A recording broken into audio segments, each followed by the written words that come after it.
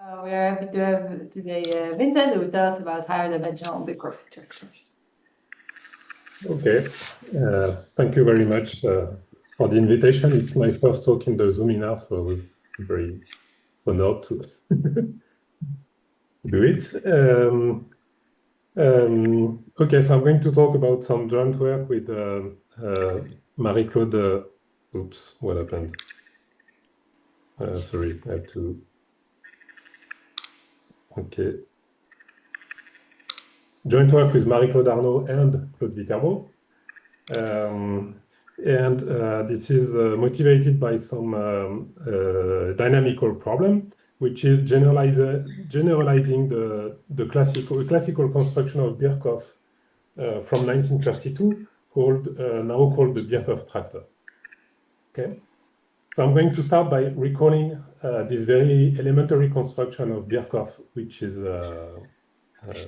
okay. So it's something which is defined in the case of the annulus. So this is the annulus. So the annulus is S1 cross -1, 1. And I assume that it's endowed with some area form omega, as usual. Okay. And I will not consider an area preserving map, but a dissipative map, which means that I consider a diffeomorphism psi which maps the annulus into its interior. So S1 cross -1, 1 open is the interior of the A, of course. And I assume that it is dissipative, which means that if I pull back the area form, psi star omega, I'll get something of the form A times omega, okay, for A constant. In fact, to define the Birkhoff attractor, you don't really need the A to be constant, but it's going to be the necessary for what comes next. Okay, and so the first thing we may consider in this setting is maybe what we could call the standard attractor. We just consider all the iterates of the map psi and apply it to the annulus, and we get this set. When we consider all the intersection of the iterates, we get this set that I will denote by lambda naught of psi. So here is a picture. You see after the first iteration of psi, sorry, the psi of A will look like the part which is in, I don't know, light green here. Then after the second iteration, we get something even smaller, third iteration, even smaller. And in the limit, we get to something which is which might be a bit weird, like this blue curve in the middle, which is not exactly a curve. There's a part which looks like a curve in the middle. I mean, this part here. But there is also some hair that could remain on the sides, okay? And so Birkhoff defined another invariant subset of psi by literally cutting hair.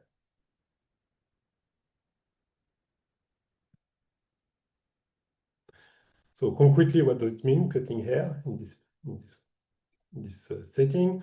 What we are going to do is we consider the UN plus and UN minus, the connected components of the complements of psi n of A. Okay. So this is so if you want U1 plus is this part here.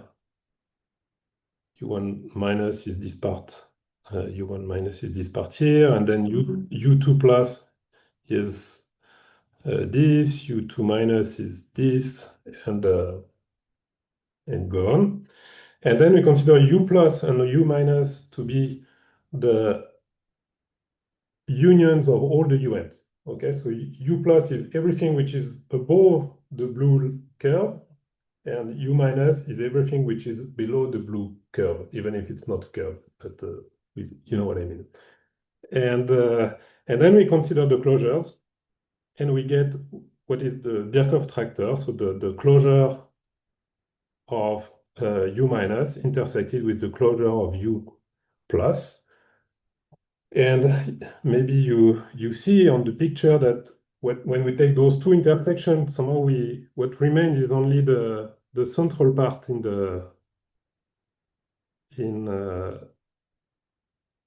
here in the middle. Okay, so the part which looks like a curve in lambda naught. Okay, and this thing I denote by lambda of psi. Right? Any questions? I should say that if I have no interruption or questions or comment in the middle of my talk, I will be very sad. So please do not hesitate to interrupt.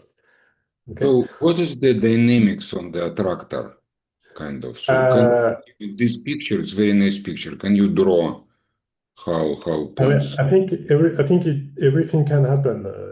I mean, of course, it's maybe one first thing I should say is that it's not necessarily a curve. What we know is that it's a compact connected invariant subset of psi. We also know that it separates the annulus into two connected components. Okay, but it's not necessarily a curve, and okay, and if it is even if it is a curve, then the dynamics could be like everything. You can always extend to a twist map. Sorry, to a dissipative map. Any dynamics. And say you don't know estimate on Hausdorff dimension or something like this.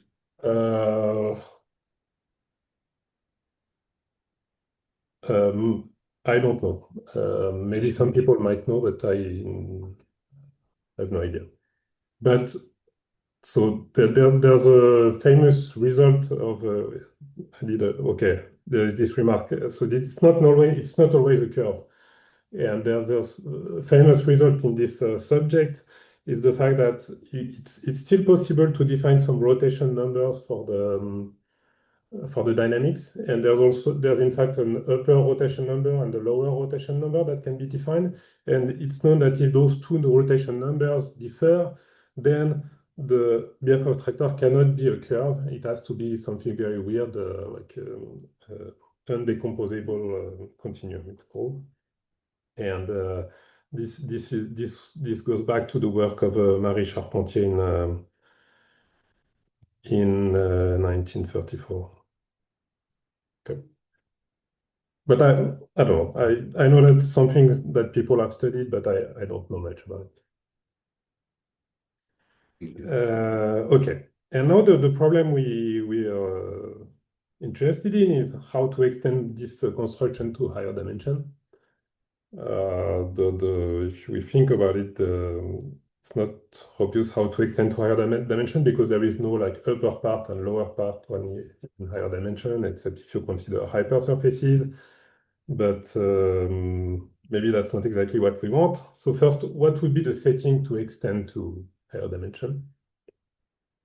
And there's a natural framework which would be to consider conformally symplectic diffeomorphisms on, say, on a cotangent bundle. Okay. So conformally symplectic diffeomorphisms. And these are just diffeomorphisms which contract the symplectic form by some constant A between 0 and 1. Okay. So this would be the framework. So there are some very natural examples that come from mechanics. If you consider damped Hamiltonian systems. So what does it mean? We are considering the usual Hamiltonian H on the cotangent bundle, and we are considering the usual Hamilton equations, but we add some friction term here.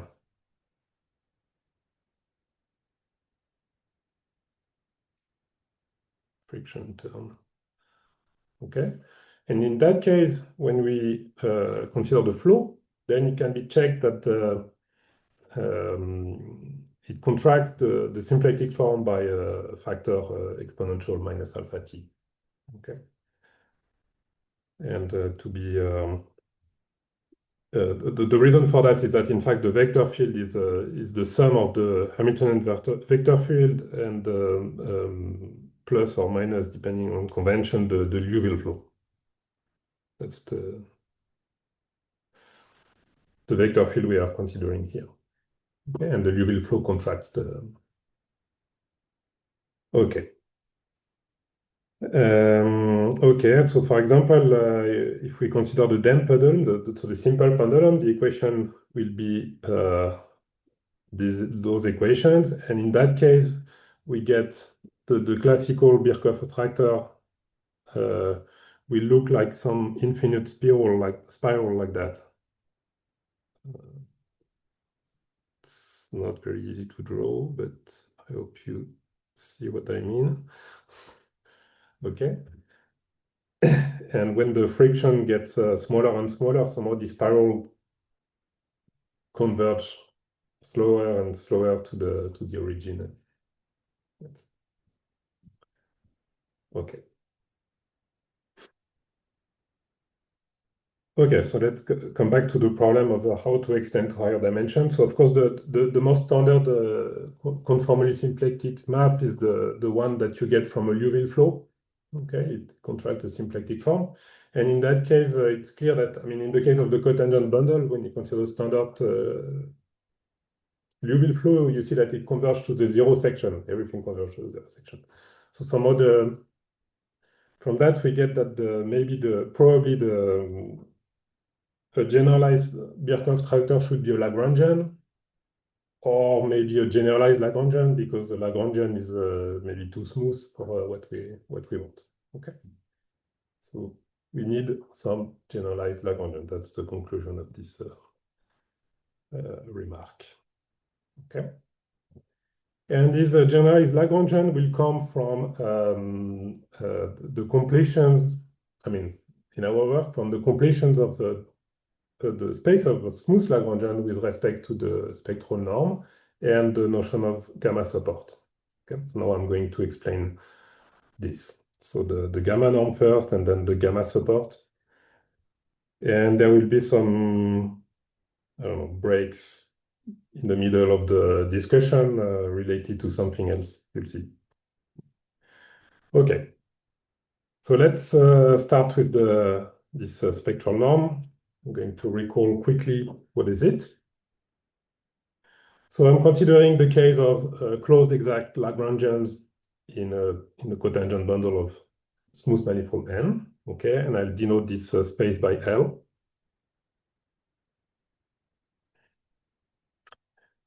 So of course, you know the basic examples are like the graphs of differential functions. These are exact Lagrangians, and the other examples are the Hamiltonian deformations of the zero section. And of course, conjecturally, these are the only examples, but we don't know. Okay. Okay. And there is this metric gamma. Maybe I should show everything. Which was initially defined by Viterbo in '92, then generalized to Floer settings by O and Schwartz, and then studied by many authors, Rémy Leclerc, for example, and well, depending on the settings.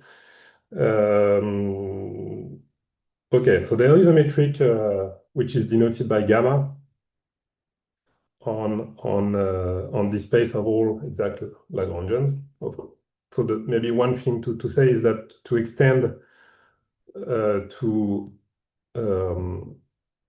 all exact Lagrangians, we also need the more recent work on the Floer theory of exact Lagrangian. For example, we need to know that the exact Lagrangians are equivalent to the zero section in Floer theoretical way. Okay, so the work of Fukaya-Seidel-Smith in particular.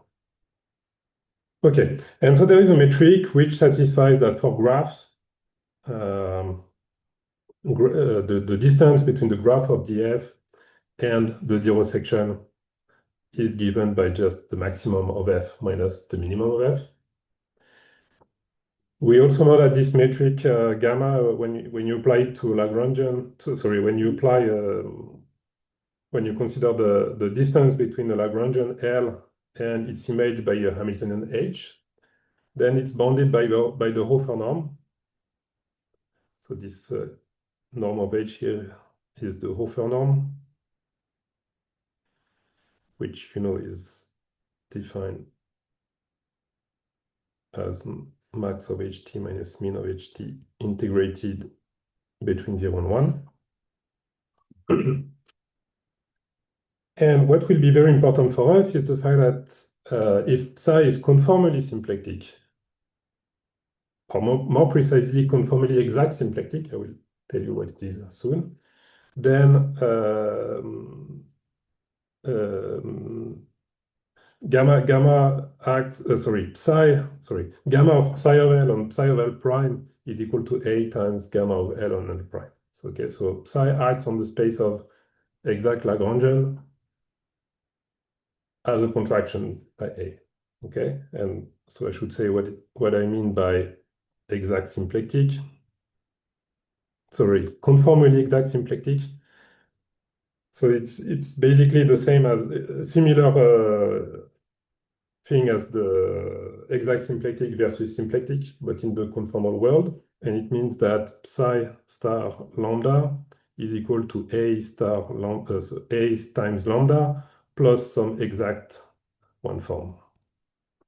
Yeah, so that's the meaning of being exact in that case. And so examples are of exact of CES maps, so conformally exact symplectic maps, are the example I gave earlier. So for example, the damped Hamiltonians.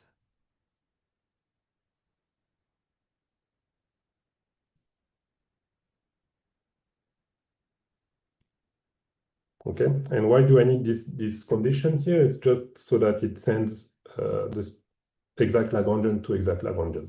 Okay, so okay. Any question?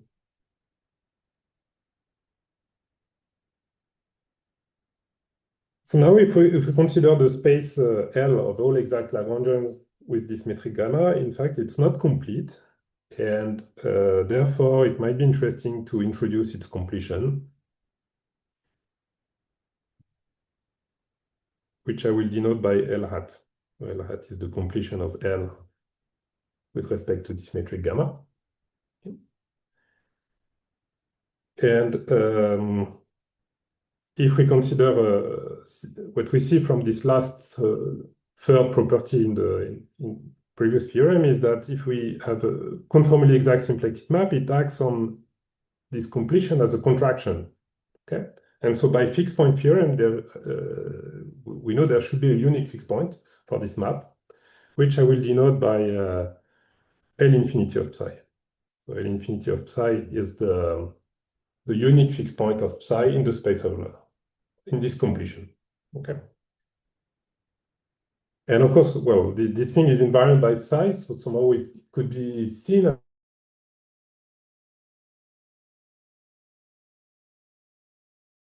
as a kind of maybe which because somehow it's an element in this completion, so it's kind of too abstract. It's just an equivalence class of Cauchy sequence for gamma. So we are not really satisfied by this definition of a Birkhoff attractor, right? It's just, so we want something better than just a fixed point in the completion. Okay. So let's continue. Then what will help us is the notion of gamma support. And that's something that was recently introduced by Viterbo in 22. So the problem with this completion is that the elements are too abstract, and this gamma support will assign to each object in the completion a subset in a closed subset in the cotangent bundle. And I don't know, a subset is probably more concrete than just an element in the completion, so it's going to be helpful. Okay. So what's the definition of the gamma support? So I'm not going to define the gamma support, but I will define its complement. Okay, so I pick some element L in the completion. Okay, and I will tell you when a point is not in the gamma support. And so point is not in the gamma support if we can find a neighborhood U of this point, X, such that for any Hamiltonian diffeomorphism supported in U, this diffeomorphism doesn't, act trivially on L. Okay, so maybe I can draw something. If the gamma support is subset like this, then we say that X is not in the gamma support if I can find a neighborhood U such that when I pick a map supported in this U, then it doesn't act on L. Okay. Sorry, Vincent. Yes. Is it identity on L, or it just leaves L globally fixed? I'm not sure what it means to be identity on L. I have to maybe explain what I mean by this equality here. Because Okay. L is an element in the completion, right? And so okay. So I need and then but phi h, yes, the flow, the Hamiltonian flow here acts on the space of Lagrangian as an isometry, so it extends to the completion, and this is the meaning of this phi of L here. Okay, and then yeah. So maybe another way to write exactly the same thing would be just to say gamma of phi h1 of L equals 0. Okay. And yeah.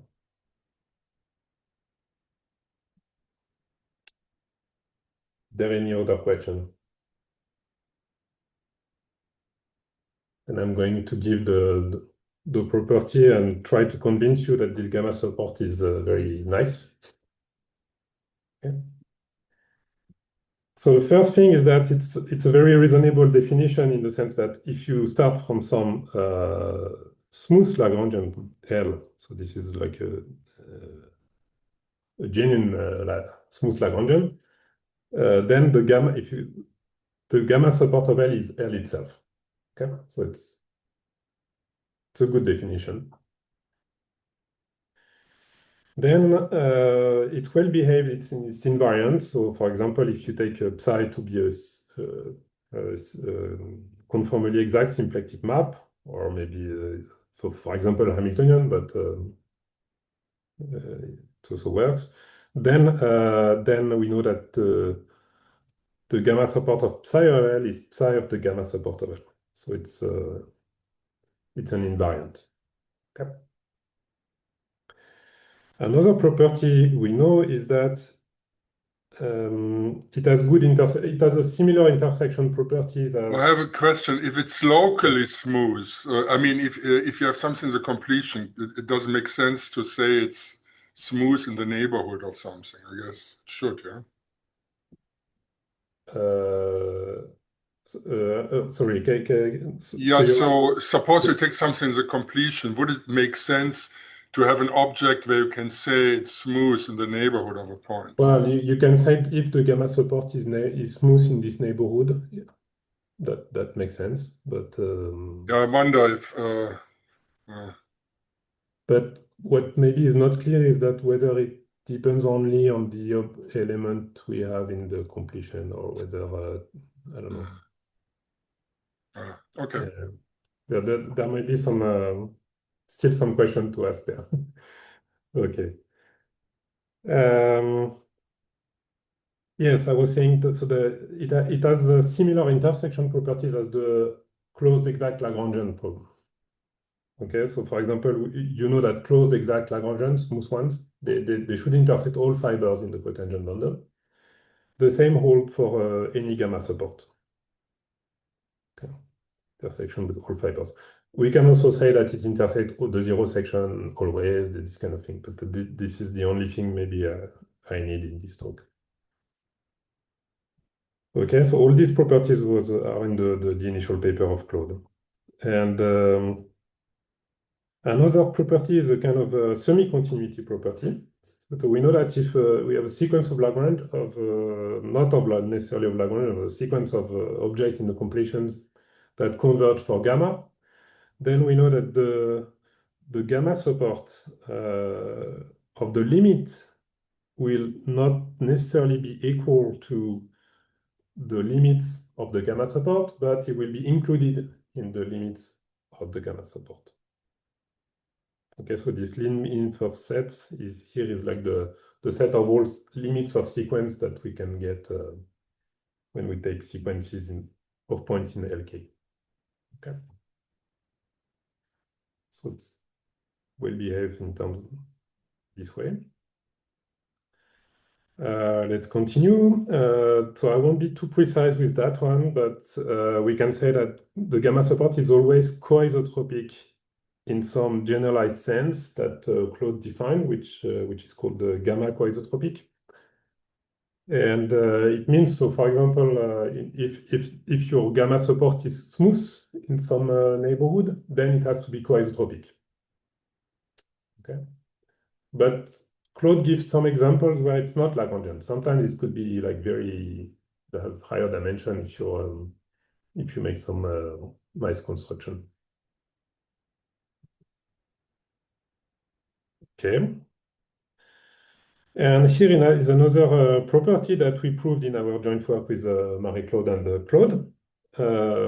If you assume that the gamma support is compact, then somehow it carries at least as much homology as the homology of the base.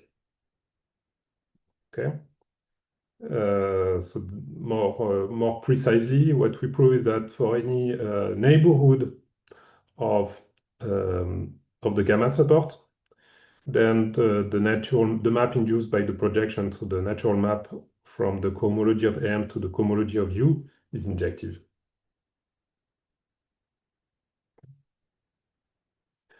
We cannot hope for a bijection here because you can construct, for example, examples where you have a sequence of Lagrangian which you may converge to something like this, and in the limit, the gamma support is what you expect, so the curve with this loop attached, and so you get a new homology class. You can construct new homology class this way. Okay.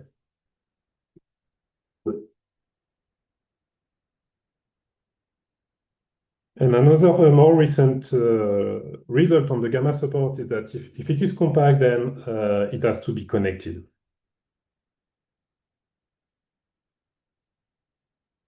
Something proved by Asano, Guillermo, Ike, and Viterbo last year, I think, or 2 years ago. Okay, so those are some very nice properties of the gamma support. Sorry, do you know that it is non-displaceable?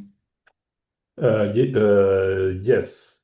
For example, two gamma support should intersect in the same way that two exact Lagrangian should intersect. Mhm. And yeah, that's yeah. Okay. Any other question? Okay, so now this last result I mentioned was proved using a sheaf microlocal sheaf method. So I will just make a sheaf break to explain the connection that there are between the gamma support and the micro support of sheaves. So if you're not interested in sheaves, then maybe you can take a break and come back in 5 minutes, because it's not going to be important for the rest of the talk. And I won't be too precise also in this part. So there will be several steps. So first, I want to recall that if you consider sheaves on a smooth manifold N, they have something called the microsupport, which is a closed subset in the cotangent bundle of N. Okay, that's something that was defined and developed. Theory was developed by Kashiwara and Shapira on this. Okay. Here by sheaf, I mean more than sheaves. I mean complex of sheaves, so some object in the derived category.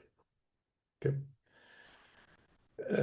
Second step, more recent, so in the years 2000 and something, it was observed that if we consider exact Lagrangians, closed exact Lagrangian, smooth closed exact Lagrangian, they can always be sheaf quantized, which means that we can find a sheaf not on N, but on N cross R, such that L is obtained as a reduction of the microsupport of this sheaf. Okay, and more precisely, we take the microsupport of this sheaf, we intersect it with the hypersurface T star N cross R cross 1, and then we project onto T star N. So it's really like a reduction where we just sort of forget the R direction. Okay.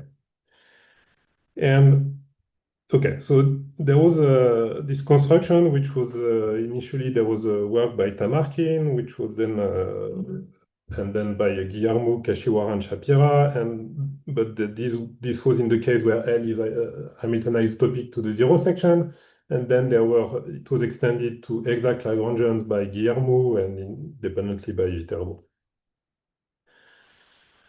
Okay, so to any Lagrangian, we can associate a sheaf because this sheaf has also some kind of uniqueness property. It's unique up to something. And so there's a kind of correspondence to one sheaf. You can associate this reduced microsupport, and to Lagrangian, there's essentially a unique sheaf that corresponds to it. Okay. Then there was the development of barcode theory and interleaving things, and that led Kashiwara and Shapira to define a kind of interleaving distance that I will denote by D on the space of sheaves. Okay, and it turned out that this distance is complete on the space of sheaves. So if you take a Cauchy sequence for this distance, then you can construct a limit sheaf. It's still in the category. Okay. And moreover, this distance was proven by Guillermo and Viterbo that this distance is isometric, that corresponds to gamma under this operator reduced microsupport. Okay, if you consider the operator reduced microsupport, it sends sheaves to Lagrangians, and it's an isometry in the sense that the distance d corresponds to gamma on the size of Lagrangian. All right. And so now, if you consider a sequence of sheaves which converge to some sheaf f infinity, okay, then this corresponds to. Then, if you consider the reduced microsupport of these things, this gives elements in the completion of L for gamma. And what we prove with Asano, Guillermo, Ike, and Viterbo is that, in fact, the gamma support of this element is exactly the same thing as the reduced microsupport of the limit sheaf. Okay, so this gamma support can be seen really as a microsupport in the context of sheaves. And that's the end of the sheaf break, so we can come back.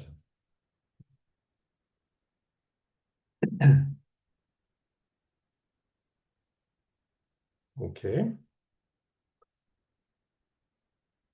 And now can define the generalized Birkhoff attractor. So remember, there was this Birkhoff attractor in dimension in the annulus, that the classical notion. And then I said, to generalize it, I need some generalized Lagrangians. So I introduced the completion, and then I said in the completion, a conformally symplectic map must have a unique fixed point. And okay, so then we are going to define the generalized Birkhoff attractor as what is here. So the gamma support of the unique fixed point of our conformally symplectic map in the completion of Lagrangians. Okay, so L infinity of psi is the unique fixed point of psi in the completion. And we are considering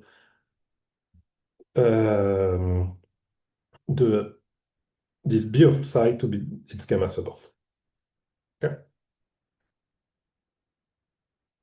So I should tell you at some point why it is called generalized Birkhoff attractor. And this is because in the case where n is S1, so and T star S1, so T star S1 corresponds to the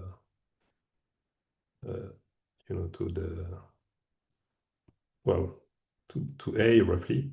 If you consider some compact part of T star S1, you get A. And in that case, this thing that we define, B of psi, is exactly the lambda of psi that I defined at the beginning. So the classical Birkhoff attractor. Okay? So it's this thing generalized the classical construction. Okay. Do you have any questions?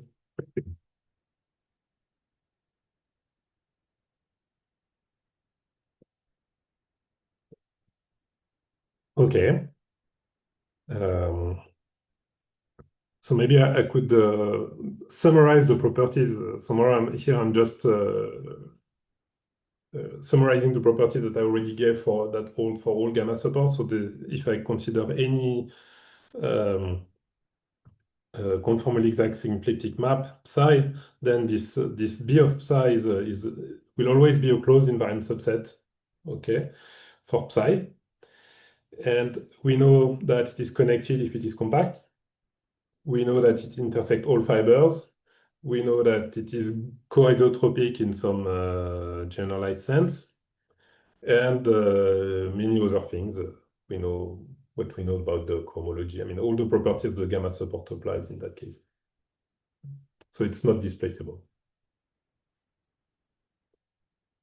So I want to make a remark on Liouville, more general Liouville manifold, because all this since the beginning I talk only about the case of cotangent bundles, but in fact we can all this definition can be made in a Liouville manifold. If you consider a conformally exact symplectic map on a Liouville manifold, then we can define gamma on the space of exact Lagrangians. We can define so our map will act as a contraction. There will be fixed points, and we can define the gamma support. Everything works. The only difference is that in that case, I mean, in the case of the cotangent bundle, there's all exact Lagrangians are known to be equivalent in the Floer sense. Okay, they're all equivalent to the zero section. But if you're on a more general Liouville manifold, you might have many classes of Floer theoretic equivalent exact Lagrangians. And so it means that you will get one generalized Birkhoff attractor in each class, basically. Okay, but that's some rich maybe world to explore in the future. Okay, and before so my plan is to explain why this corresponds to the classical Birkhoff attractor, but before that I want to make another small break, and this time it will be a fixed point break. And I will show something which we call a weak nearby Lagrangian conjecture, but you'll see we are very far from the actual nearby Lagrangian conjecture. It's a very weak version. Okay. Claude doesn't agree. I don't know. We'll see. Okay. So let's consider a psi CES map on a general Liouville manifold. Okay.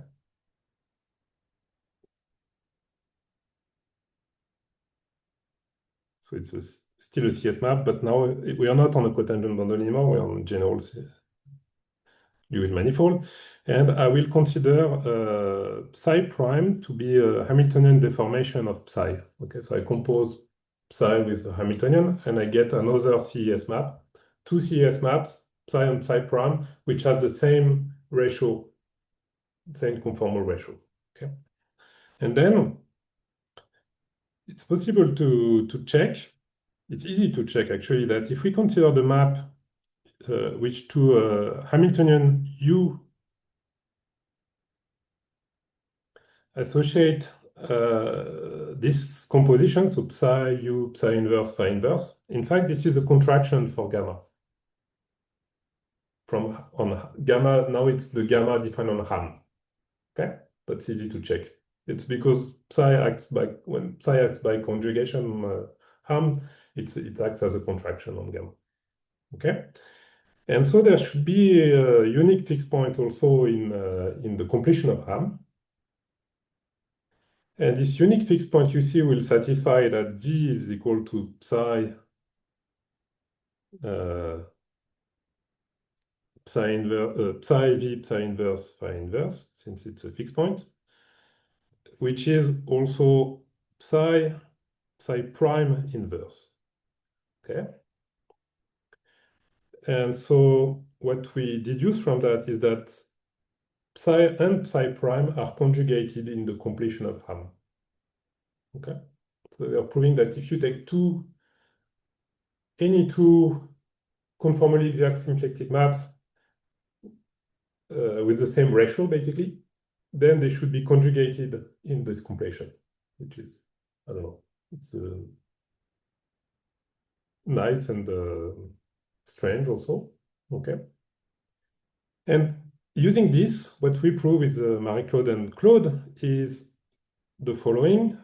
So if we take two closed exact Lagrangians in our Liouville manifold, and I really need to assume here that they are equivalent. I mean, how to say, yes, isomorphic in the Floer theoretic sense. Okay. Then there exists a map in the completion of Ham that maps one to another.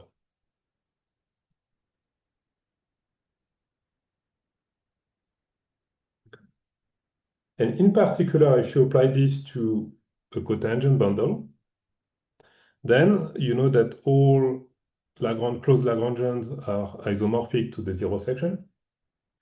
And so we deduce that in that case, there always exists an element in the completion of Ham for gamma, such that L is the image of the zero section by this element. Okay, and so that's what we call a weak nearby Lagrangian conjecture, because I mean, you know, the nearby Lagrangian conjecture would we would have V in Ham. Here we just have V in the completion of Ham. Okay. And okay, so that's something that. Sorry. Can you say something about the uniqueness of V? On this theorem, I really don't know.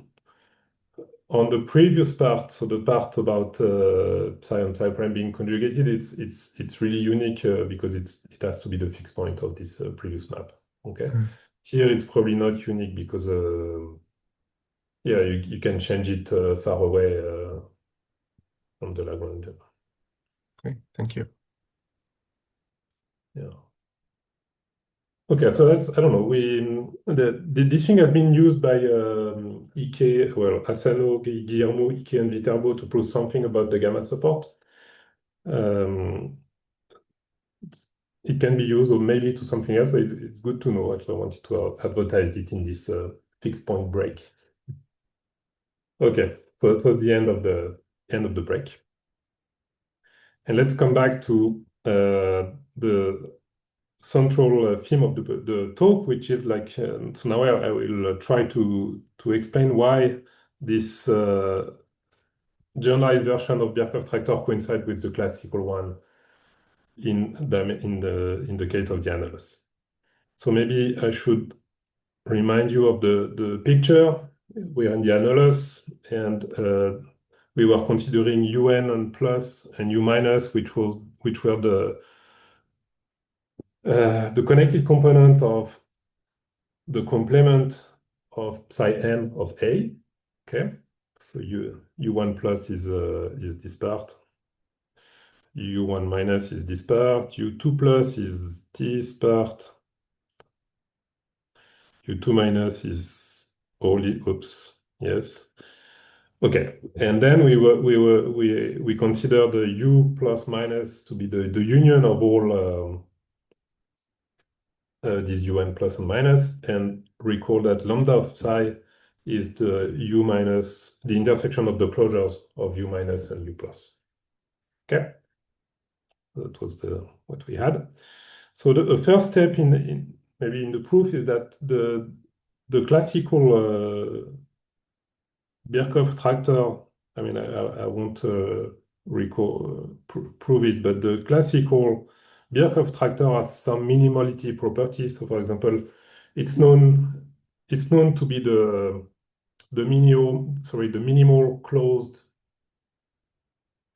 invariant subset,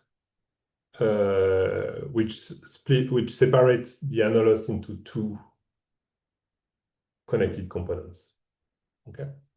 And so, since our B of psi separates the annulus into two connected components, because it must intersect every fiber or deformation of fibers, then we know that because of this minimality property, we know that it's sufficient to prove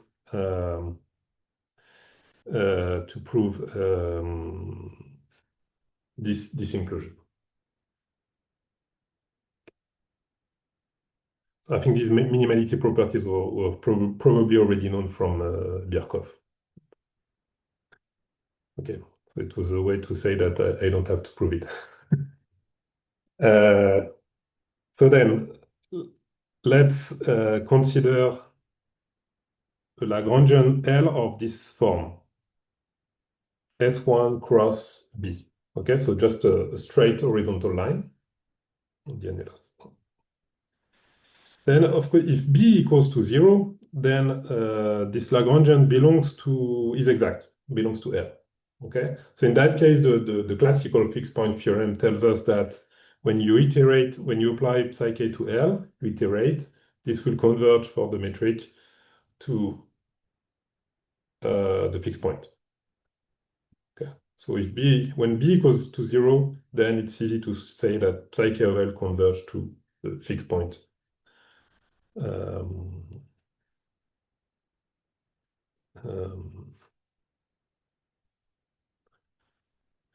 L infinity of psi. Okay. So if B is not 0, then it's not as good because L is not exact. Okay. But we can somehow correct it using translations here. Okay. So this tau here is a translation, like a vertical translation.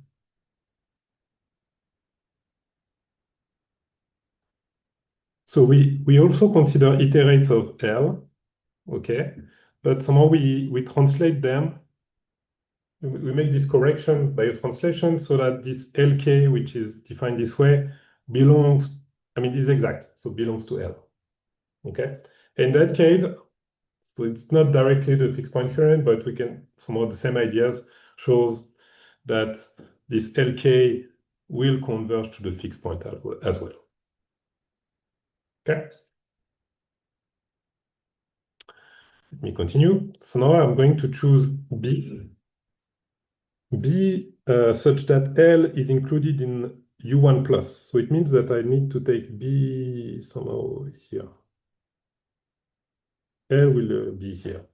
Okay, so in the very high, in U1 plus. And then, so I know that psi k of L, the iterates will be in UK plus, right? It's still in the upper part, but okay, maybe actually maybe it's UK plus 1 if I want to be very precise. Okay. And if I consider the limit of psi k of L, then this will converge to U plus, sorry, it will be included in this U, in the closure of U plus, right?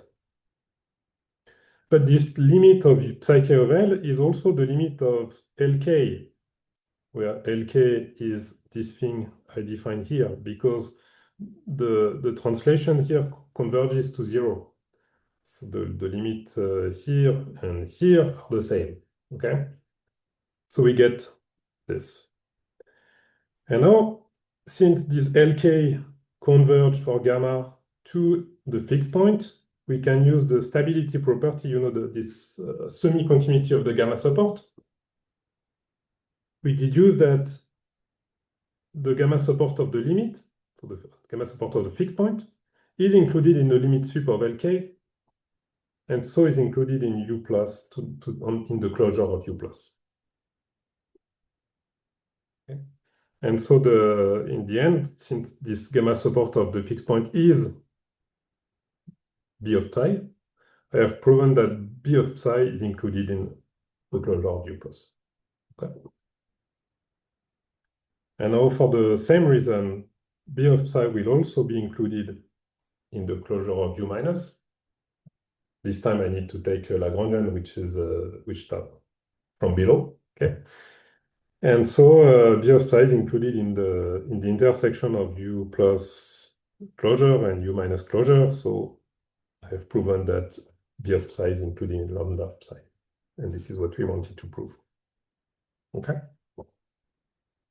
So you see, we've used many properties of the gamma support here. For example, here we use the semi-continuity. Here, to show that it's sufficient to use that, we use the fact that the gamma support intersect all fibers. That's crucial. Okay, so that's already good. Okay. And I think I still have something like 10 minutes approximately, right?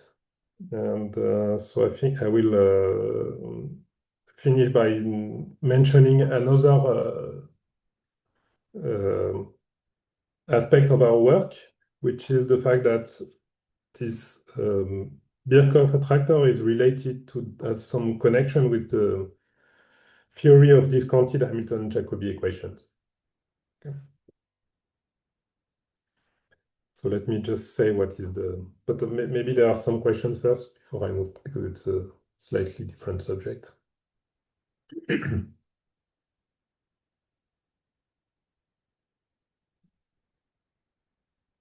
Okay. So what is the discounted Hamilton-Jacobi equation?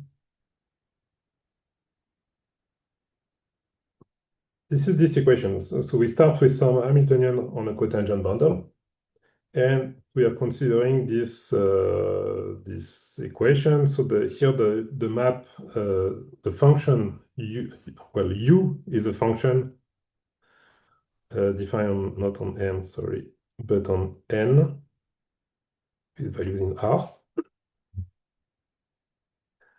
And so this equation is in some order 1 PDE. Okay. And alpha here is a parameter which okay, a real parameter. And why studying this equation is relevant? is because there's a fact which is easy to check, that if U is a solution to this equation, then the graph of du, so the Lagrangian, will be invariant by the flow of H, well, by not the Hamiltonian flow, but the damped Hamiltonian flow of H. So Hamiltonian flow with friction.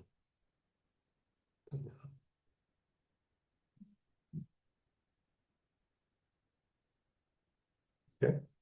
There's a similar story in the symplectic case. In the symplectic case, if you forget about the term, if you forget about this term, you get the classical Hamilton-Jacobi equation, and it's known that U is a solution to this Hamilton-Jacobi equation if and only if the graph of du is invariant by the Hamiltonian flow of H. Okay, so here is like the conformal version. This is the conformal version of the classical Hamilton-Jacobi equation. Okay. Okay, and then but this equation has been studied independently by people in analysis or in Hamiltonian dynamics.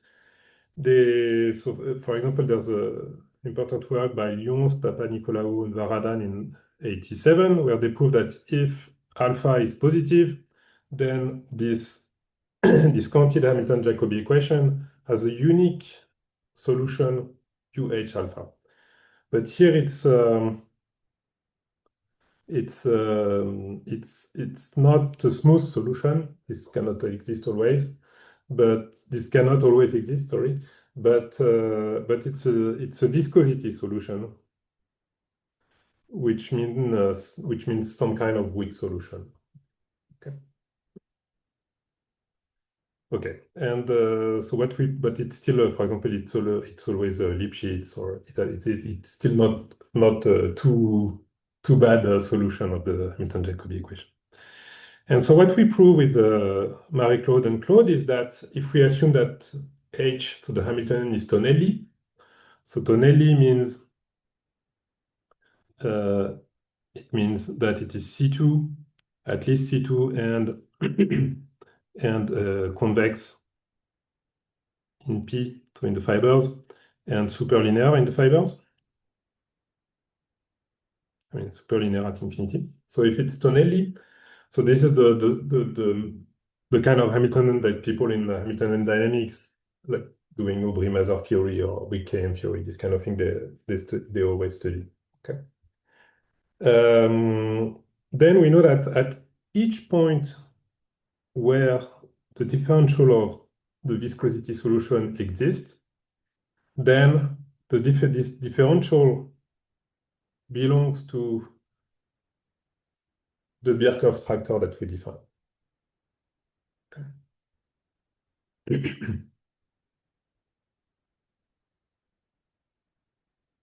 So we proved this connection between the viscosity solution of the discontinued Hamilton-Jacobi equation and our Birkhoff attractor. In fact, it's wrong in the case if we don't assume H Tonelli, and there's the counter example by Maxim Zavidovic, which is in the appendix of our paper. So I will finish very shortly. I just want to mention that there are two ingredients for the proof. We use the graph selector for exact Lagrangians, and we also use weak KM theory, which is an important theory to study such Tonelli Hamiltonians. Okay. And I will finish with the last remark. So in the case of when alpha converged to 0, so you see that there was in the Hamilton-Jacobi equation, there was this parameter alpha here. And so when alpha goes to 0, it's the case where the friction goes to 0. So it's in the limit we are in the symplectic case. So it's natural to study how does the solution evolve when alpha goes to 0. Okay. And there was a deep work by Davini, Fatih, Iturriaga, and Zavidovic, where they proved that this solution to the Hamilton-Jacobi equation converge to 0, not to 0, uniformly converge to something, to a function when alpha goes to 0. Okay, and so that led us to wonder whether there was some kind of convergence like that also in our case with Lagrangians. So we wonder whether the unique fixed point of the flow converge for gamma, but in fact no. We made computation with the simple pendulum, with friction, and we observed that this fixed point has no limit point as alpha converge to 0. It's a bounded sequence for gamma, but no limit points. So there's no compactness if you want. Okay. Okay. And so here is a picture of what happens. The Birkhoff attractor in the case of the pendulum looked like something like this, like some infinite spiral. Okay, and what happens when alpha goes to 0 is that the spiral gets more and more dense between the two separatrix, and yeah, no limit points. Okay, and that's it for me. Thank you very much. Thank you very much. Are there any questions?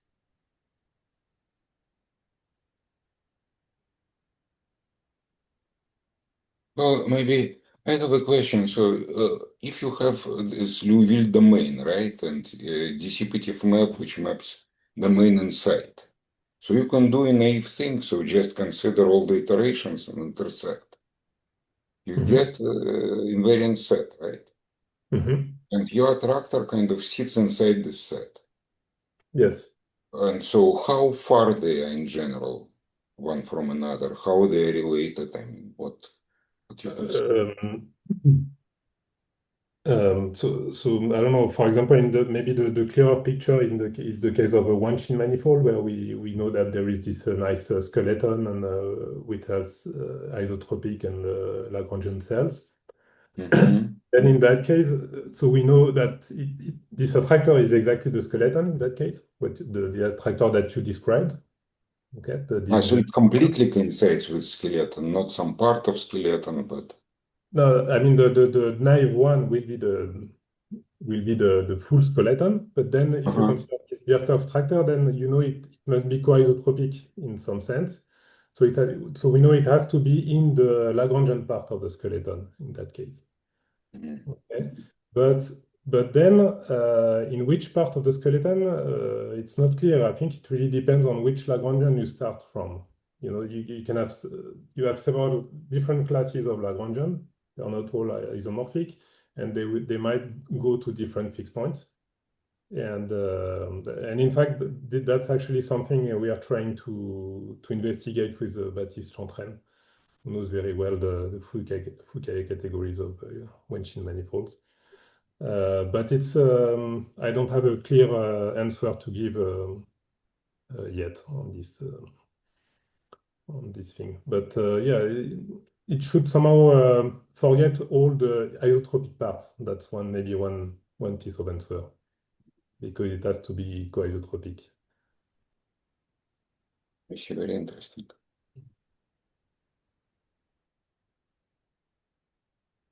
Yeah, maybe I can add something. Also, if it has some Lagrangian part which has boundary, then you will also forget this, because this is not coisotropic in the sense that I define. Yes. So that's one reason. Yeah, that's one reason why the branches of the Birkhoff in one dimension, the branches of the Birkhoff attractor cannot be part of the limit, because the branches. If you look at the endpoints, you can never be coisotropic at these points. So so you cannot have branches. for example, we know it cannot be if you have a branch like that, then we know it cannot be coisotropic at the extreme point here. So somehow it cannot have this part here. And somehow if we are coming back to the Weinstein picture, we also know that it cannot be like a proper closed subset of a cell, of a Lagrangian cell. If it contains a cell, then if it intersects a cell, a Lagrangian cell, then it should contain the whole cell. These kind of things. And,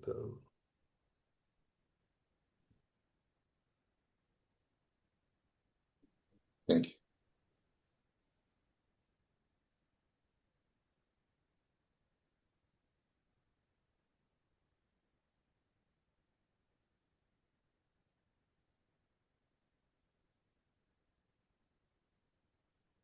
Okay, so if there are no further questions, thank you, Vincent.